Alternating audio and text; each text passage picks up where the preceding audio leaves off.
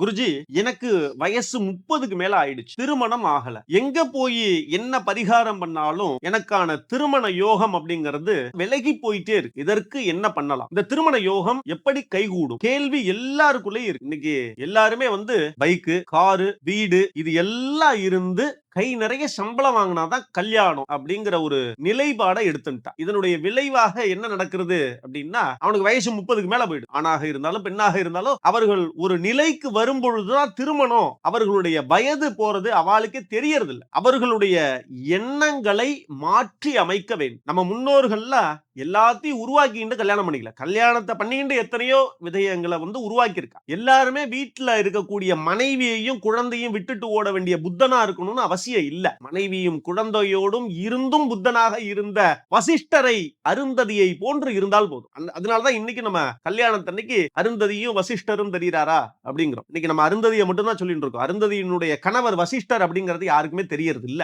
இந்த நிலை மாறும் பொழுது நிச்சயமாக அவர்களுக்கான திருமண யோகம் அவர்களுக்கான வயதில் நடைபெறும்.